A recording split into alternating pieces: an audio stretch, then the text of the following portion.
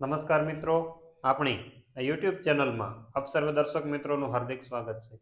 મિત્રો, આજે આપણે ચર્ચા કરવાની છે કે ઘઉંનો પાક હોય, ચણાનો પાક હોય, ધાણાનો પાક હોય કે કોઈ પણ પાકની અંદર યુરિયા વધારે આપવાથી ફાયદો થશે કે નુકસાન જશે, એ ચર્ચા કરવા માટે હું આપની સાથે આપનો દોસ્ત મનીષ બલદાણિયા, કૃષિ વૈજ્ઞાનિક તરીકે કૃષિ વિજ્ઞાન કેન્દ્ર કોડીનાર ગીર સોમનાથ ખાતે ફરજ બજાવું છું. દોસ્તો, આજના કાર્યક્રમમાં આપ તમામ લોકોનું હાર્દિક સ્વાગત છે અને આજ ખાસ કરીને એવા વિષય ઉપર ચર્ચા કરવા જઈ રહ્યા છીએ. ત્યારે તમે આ ચેનલ ઉપર નવા હોય તો ચેનલને ખાસ કરીને સબસ્ક્રાઇબ કરવાનું નહીં ભૂલતા, જેથી કરીને અવારનવાર જ્યારે પણ તમને અહીંથી માહિતી મૂકવામાં આવે એ માહિતી તમારા સુધી પહોંચી જાય. અને જેવું તમે સબસ્ક્રાઇબ કરશો એટલે બાજુમાં ઘંટડી જેવું એટલે બેલ જેવું આઇકોન દેખાશે, એની ઉપર ક્લિક કરી અને ઓલ ઉપર સેટ કરી દેજો. બધા જ એવું લખેલું આવશે ગુજરાતીની અંદર, જેથી કરીને તમને આ માહિતી અમે જ્યારે મળીએ એટલે નોટિફિકેશનના માધ્યમથી ફટાફટ તમને મળી જાય. નહીતર ઘણા પાસે મારો નંબર છે પણ એને વિડીયોની માહિતી ખબર નથી. પછીની વાત, માહિતી સારી લાગે એટલે લાઈક અને શેર કરવાનું, કારણ કે અન્ય લોકોને પહોંચાડજો આ માહિતી, જેથી કરીને એને પણ બિચારા આજે આપણો દેશનો ખેડૂત છે એને આ માહિતી મળી રહે, જેથી કરીને એ કદાચ ભૂલ કરતો હોય તે પાછો વળી જાય. તો આવી પૂર્ણનું કામ છે એ કરવાનું ભૂલતા નહીં. અને શક્ય હોય તો આ વિડીયોની લિંક તમારા વોટ્સએપ ગ્રુપમાં, તમારા ગામના ગ્રુપોની અંદર અને તમારા સ્ટેટસોની અંદર રાખજો, જેથી કરી અને બીજા પણ લોકોને આવી માહિતીની ખબર પડે અને આપણો આ યજ્ઞ છે કે ભાઈ લોકો માહિતગાર થાય. ઘણા બધા મને ફોન કરતા હોય મગફળી બહુ સારી થાય, એના લીધે તમારા વિડીયો મુજબ, તમારી માહિતી મુજબ અમારે ઘઉંના અને ચણાનું વાવેતર કરવાનું છે. તો દોસ્તો, તમે પણ જે માહિતી મેળવો છો અને એવી જ માહિતી તમારા પાડોશીને પણ આપવાનું નહીં ભૂલો. એટલે આવી માહિતી છે એ ખાસ કરીને એકલા માણસનું કામ નથી. જ્યારે આખો સમૂહ ભેગો થાય ત્યારે આપણે સોશિયલ મીડિયાના માધ્યમથી આજે ઝુંબેશ છે, ખાસ કરીને આપણે ઓછું કેમ થાય, ખેતી ખર્ચની અંદર કેમ ઘટાડો થાય, ઉત્પાદન કેમ સારું લઈ શકાય, સાથે સાથે પર્યાવરણનો કેમ બચાવ થાય, એવી દિશાની અંદર આગળ વધી રહ્યા છે. ત્યારે આજના મુખ્ય વિડીયોની અંદર ચર્ચા કરીએ તો યુરિયા છે વધારે આપવાથી ફાયદો થાય કે નુકસાન જાય. કારણ કે ઘણી બધી વખત તમે જોયું હશે, ઘણા પોતપોતાની રીતના ધબાટી બોલાવી દેતા હોય. અત્યારે યુરિયા માટે એવડી લાઈનો થઈ છે કે તમે એની વાત પૂછો, યુરિયા માટે બાધાબાધી થઈ જાય. હવે આવા પરિસ્થિતિની અંદર યુરિયા વધારે આપવું જોઈએ કે યુરિયા ઓછું આપવું જોઈએ? ઓછું આપવાથી કેટલું નુકસાન જશે અને વધારે આપવાથી કેટલું નુકસાન જશે એ આપણા માટે સમજી લેવું જરૂરી છે. કારણ કે યુરિયાની શોર્ટેજ છે એ ખાસ મહત્વની છે, પણ શોર્ટેજની અંદર ઘણીવાર યુરિયા બે ઠેલી વધારે લઈ આવે ને વધારે દાસકી મારીને જીકે કે જીક તમ તારે 2 કલાક લાઈનમાં ઉભો રહ્યો હતો. એટલે આવું નહીં કરવાનું. તમારા માટે ક્યાં ફાયદો થશે ને ક્યાં નુકસાન જશે તમારા માટે ખૂબ અગત્યનું છે. એટલે યુરિયા વધારે આપવાથી છોડ છે હંમેશા, ઘણીવાર આપણે કીધું છે એમ, સાયન્સ એન્ડ ટેકનોલોજી મુજબ છોડ છે નબળા પડે છે. યુરિયાની અંદર 46% નાઇટ્રોજન એટલે 46% જેટલું નાઇટ્રોજન રહેલું છે. નાઇટ્રોજન તત્વ છે ને એવું છે, એને કોઈ જ્ઞાતિ કોઈ જાતિ કઈ નડતું નથી. બધા હારે સમાંતર રીતે ભેગું થઈ જાય અને બધા ભેગું બેઠું ભજન કીર્તન કરી લે, આવું નાઇટ્રોજન તત્વ છે. એટલે જ્યાં મૂકો એ 100% હોહરવું જ નીકળે. એટલે આપણા બધા છોડવાની અંદર યુરિયા તમે ઝીકો એટલે નાઇટ્રોજન છે સીધું મૂળિયામાંથી થઈને સીધું ટોચ સુધી પૂગી જાય. એને બધા હારે હારો સંબંધ, એટલે ફૂલ ઝડપથી હાલે. કારણ કે અમુક વાર છે ને, તમે જોયું હશે, અમુકને આમ થોડો પોરો મળે એટલે ફટાફટ ફૂલ સ્પીડમાં હાલું જતું હોય. ગિરનાર આપણને એમ લાગે 4 કલાકમાં સડીને ઉતરી જાય. આવી પરિસ્થિતિની અંદર આવું આપણું આ નાઇટ્રોજન તત્વ છે. એટલે નાઇટ્રોજન તત્વ અતિશય થઈ જાય, ઘણા પ્રોબ્લેમ થવાની શક્યતા વધી જતી હોય. એટલે છોડ છે એ ખાસ કરીને નબળા પડે. નાઇટ્રોજન તત્વ વધારે લેવાથી છોડ નબળા, લીલોતરી વધી જાય, કાળું બોજાંગ જેવું. આમ નથી ઘણા હેઠે ઉભા અમી હેપલું કેમ સાહેબ આપણું ખેતર લાગે ને કાળું બોજાંગ જેવું, એટલે ફૂલ નાઇટ્રોજન આપ્યું હોય, ફૂલ યુરિયા નાઇટ્રોજન યુક્ત ખાતર આપ્યું હોય. નાઇટ્રોજન યુક્ત ખાતર ની અંદર સૌથી સસ્તામાં સસ્તું યુરિયા આવે.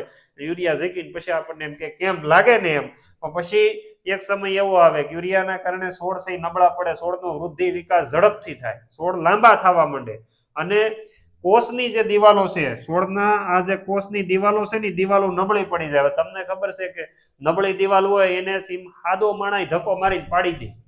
એટલે દિવાલ નબળી પડે એટલે આપણા છોડવા છે નબળા પડે. અને એકવાર છોડવો છે નબળો પડી ગયા પછી છોડવો પડવાની શક્યતા, એટલે ઘઉં પડી જવાની પ્રોબેબિલિટી વધી જાય.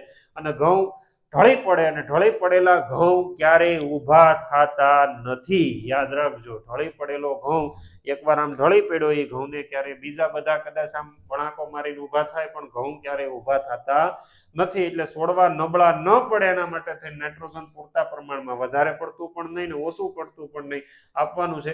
બીજી વાત એવી છે, છોડ ઢળી પડવાથી એમાં ફોટોસિન્થેટિક એક્ટિવિટી, દાખલા તરીકે છોડ આમ જમીન ઉપર ઢળી પડ્યો તો આના હેઠલા પાંદડા છે એ દબાઈ ગયા, એટલે ત્યાં હવે પ્રકાશ સંશ્લેષણની પ્રક્રિયા થતી નથી. એટલે પ્રકાશ સંશ્લેષણની પ્રક્રિયા નહીં થાય એટલે ઉત્પાદન સારું તમને નહીં મળે.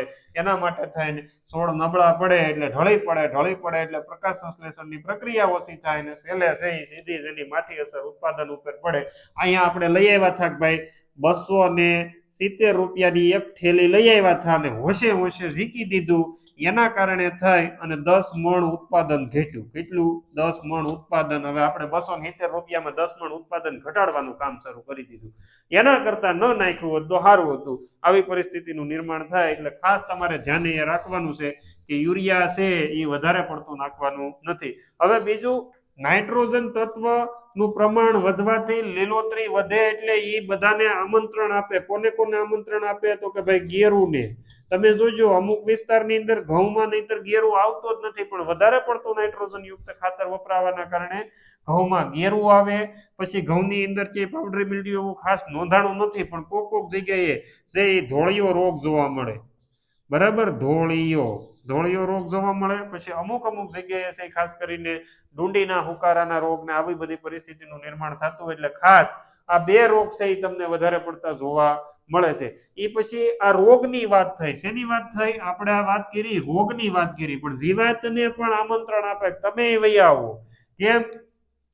ઘઉંની અંદર છે અમારો અમુક વિસ્તાર છે તમે જોયું છે તો જ્યાં નાઇટ્રોજન યુક્ત ખાતરોનું પ્રમાણ ઓછું રહે એ વિસ્તારની અંદર ક્યાંય ગળો આવતી નથી. ને આ કોડીનારની અમુક વિસ્તાર છે એની અંદર પુષ્કળ માત્રાની અંદર ગળો આવે છે. બરાબર, તો ગળો એટલે મહી. હવે મહી આવે એટલે ડાળિયાનું પ્રમાણ વધે, ડાળિયાનું પ્રમાણ વધે એટલે તોય પંપ ખંભે ચડાવી દે. એટલે ખાસ યાદ રાખજો, રોગનું પ્રમાણ વધે એની સાથે સાથે જીવાતનું નાઇટ્રોજન સૌથી વધારે આપવાથી પેલું ગળોનું પ્રમાણ વધે. ગળો વધે એટલે પછી ડુંખ વેદક, બરોબર, કે જેને આપણે ગાભ મારાની ઈયળ કહેવાય. ગાભ મારાની ઈયળનું પ્રમાણ વધે એટલે છે તમને એમ થાય કે આ પોટી હુકાવા માંડ્યા, આમ તમને એમ થાય કે આ લોળ છે ખેહી લઈએ ઘઉંની, એટલે ડુંડી ખેહાઈ જાય, છોડવો છે હેઠેથી લીલો હોય ને ઉપરથી હુકાઈ ગયો હોય. ગાભ મારાની ઈયળ નાખ્યું તું હું તો કે 270 રૂપિયાનું યુરિયા. હવે તો કે ભાઈ આવે સાહેબને ફોન કરે કે ભાઈ પ્રોફેનો સાયપર હવે આમાં છાંટી દઉં, તો કે હા છાંટી દે 600 રૂપિયાનું લીટર લઈને. હવે નાખ્યું તું 270 નું, લઈને ગયું ડબલ. એટલે એવું ન થાય એના માટે ખાસ કરીને ગેરું, ધોળિયા રોગ, ગળો, ગાભમારાની ઈયળ આનું પ્રમાણ ન વધે એના માટે નાઇટ્રોજન છે સમ પ્રમાણની અંદર તમારે નાખવાનું છે. એ પછી ઉત્પાદન ઉપર, એની પરિપક્વતા ઉપર ખાસ કરીને અસર થાય. જો વધારે પડતું તમે નાઇટ્રોજન આપેલું હશે, બરાબર, તો પરિપક્વતા ઉપર વિલંબ આવે તો ડુંડી મોડી નીકળે. લાંબો છોડવો થઈ જાય એની અંદર ડુંડી ટૂંકી અને મોડી નીકળે, અથવા ડુંડીની લંબાઈ વધારે હોય પણ એમાં જે સંખ્યા દાણાની હોવી જોઈએ ઓછી હોય. એટલે પેલું તો પરિપક્વતા વિલંબ એટલે ફ્લાવરિંગ મોડું આવે એટલે દાણા છે એની અંદર ધીરે ધીરે બેસે એટલે પરિપક્વતા મોડી આવે. જે 120 દિવસે પાકતા ઘઉં 130 દિવસે પાકે. ઉપરાંત ઘઉંનો દાણો છે એની અંદર પ્રોટીનનું પ્રમાણ, જે જરૂર વગરનું પ્રોટીન છે એ વધી જાય તો રોટલીની ક્વોન્ટિટી, મતલબ રોટલીની જે ગુણવત્તા છે એ બગડે છે. એટલે કે ગ્લુટેનનું પ્રમાણ વધી જતું હોય. આવી પરિસ્થિતિનું નિર્માણ થાય. સાથે સાથે દાણાના વજનની અંદર ઘટાડો થાય અને દાણો હલકો રહી જાય. કામ હું કર્યું છું તો કે ભાઈ નાઇટ્રોજન વધારે આપ્યું છું તો હું છું, દાણો હલકો રહી ગયો એટલે 10 મણ વજન ઘટ્યો. 270 રૂપિયામાં 10 મણનું પાછું નુકસાન ખાધું. બરાબર, એટલે દાણાની લંબાઈ વધારવા માટે, દાણાનો વજન વધારવા માટે યોગ્ય માત્રામાં જરૂરિયાત મુજબનું જ નાઇટ્રોજન યુક્ત ખાતર આપવાનું છે. એ સિવાયનો છેલ્લો મુદ્દો, પોષક તત્વનું બેલેન્સ વિખાઈ જાય. વધારે પડતું નાઇટ્રોજન આપણે આપીએ, તમને એમ થાય કે આજ આપણે લગ્નની અંદર જમણવારમાં ગયા અને જ્યાં રિસેપ્શન કોકનું હોય ને એ જગ્યાએ પાણીપુરી, પીઝા ને બધું મળતું હોય તો ભીડ છે એ પાણીપુરીમાં વધારે હોય. એટલે ઓલા ભાઈની જે રબડી લાવેલી હતી ને એ પડી રહી, પાણીપુરી ઉપડી ગઈ, બરોબર. એવું જ આમાં થાય, નાઇટ્રોજન વધારે પડતું હતું એટલે લોકોને જેમ પાણીપુરી ભાવતી હતી એમ નાઇટ્રોજન છોડવાને સૌથી વધારે ભાવે એટલે ઈ એને ઉપાડી લીધો. પછી જમીનમાં રહેલું પોટાશ, જમીનમાં રહેલું કોપર અને જમીનમાં રહેલું ફોસ્ફરસ આ બધાનું બેલેન્સ રહેતું નથી. કેલ્શિયમ, પોટાશ, મેગ્નેશિયમ આ બધાનું બેલેન્સ વિખાઈ જાય એટલે પોટાશ ન હોવાના કારણે, કોપર ન હોવાના કારણે ઘઉંનું પૂરતું ફલિનીકરણ અથવા તો લોજિંગ થવાની શક્યતા તો રહે, સાથે સાથે ઘઉંનો છોડવો મજબૂત બનતો નથી, ક્વોલિટી પ્રોડક્શન મળતું નથી અને ઘઉંમાં દાણાનું છે ફલિનીકરણ વ્યવસ્થિત થતું નથી. એટલા માટે થઈ નાઇટ્રોજન યુક્ત ખાતર છે પ્રમાણમાં આપવા જોઈએ. ઘણી વખત તમને એમ થાય તો હવે કેટલું નાઇટ્રોજન અથવા તો કેટલું યુરિયા આપીએ. હવે દોસ્તો ઘણી બધી વાર આપણે આગળના વિડીયોની અંદર ચર્ચાઓ કરી લીધી છે. હવે પછીનો ડોઝ તમારે 45 દિવસ ઉપર જ્યારે આપવાનો થતો હોય, બરાબર, ઘઉંને, ત્યારે તમારે 15 કિલો યુરિયા સી આપવાનું રહેતું હોય વીઘે. અને તમને એવું લાગે કે ભાઈ આ યુરિયા સી ખાસ કરીને ડુંડી અવસ્થા પહેલા આપી દેવાનું છે, તમારી જમીન હલકી હોય કે જેમાં વધારે પડતા પિયતની જરૂરિયાત હોય તો તમારે 10 કિલો જ આપવું, એનાથી વધારે આપવું નહીં. કારણ કે જમીનનું પ્રત છે હલકું હોય તો 3 વાર સ્પ્લિટમાં આપવાથી ખૂબ સારું ઉત્પાદન લઈ શકાય છે. એનાથી વધારે યુરિયા આપવાથી, આ 15 કિલોનું આઈડિયલ માપ કીધું છે, એનાથી વધારે આપવા જઈએ તો આપણને ક્યારેય વ્યવસ્થિત અને સારું ઉત્પાદન મળવાનું નથી. ખાસ બીજું, જે કોઈ મિત્રોને એફિડ એટલે ગળોનું પ્રમાણ વધતું હોય એવા મિત્રોએ ઘઉંની અંદર ડુંખ વેધકનું પ્રમાણ વધતું હોય તો જ્યારે આપણે બીજા અન્ય ખાતરોનો છંટકાવ કરતા હોય તો એની સાથે સાથે લીંબોળીનું તેલ, હાઈ પાવર લીંબોળીનું તેલ, એનો ઉપયોગ કરવાનો છે. એ ખાસ ધ્યાને રાખજો. ઝેર કરતા લીંબોળીનું તેલ છે એ વધારે ફાયદાકારક છે. એની વધારે માહિતી અહીંયા આપેલા નંબર ઉપરથી મળી જશે. દોસ્તો આપણે દર વખતે કહી ચૂક્યા છીએ કે જે લોકો ખેતીની સાથે સાથે પશુપાલન કરે છે એના માટે બેસ્ટ ઓપ્શન છે કાળી જુવાર. કાળી જુવાર છે ખૂબ સારો મળે છે. તમને તમારી શક્યતા હોય, તમારી તાકાત હોય એટલા તમે વાઢ એની અંદર લઈ શકો છો. અમે અમારી સંસ્થાની અંદર 5 વર્ષ સુધી આ જુવારને છે વાવેતર કરીને રાખી હતી, એનો અમે અનુભવ લીધેલો છે. તમે પણ તમારા ખેતરની અંદર લઈ શકો છો અને ખૂબ સારું થાય. કદાચ પાણીનું પ્રમાણ ઓછું હશે તો આ ઘાસ થઈ જાય છે અને જેટલું થોડું ઘાટું અને વ્યવસ્થિત વાવેતર કરશો એટલે તમને છે એ ઘાસ અન્ય જુવારની સાપેક્ષમાં જુવાર પશુઓને ખાવા માટે પણ ખૂબ સારી છે અને આની અંદર 10 થી 15 કરતા પણ વધારે વાઢ આવે છે. તો એની વધારે માહિતી માટે અહીંયા આપેલા નંબર ઉપર અવશ્ય સંપર્ક કરજો. આટલી માહિતી તમને આપી અને વિરમવાનું છે. માહિતી સારી લાગી હોય તો લાઈક, શેર અને સબસ્ક્રાઇબ કરવાનું ભૂલતા નહીં. અસ્તુ, આભાર, જય હિન્દ, ભારત માતા કી જય.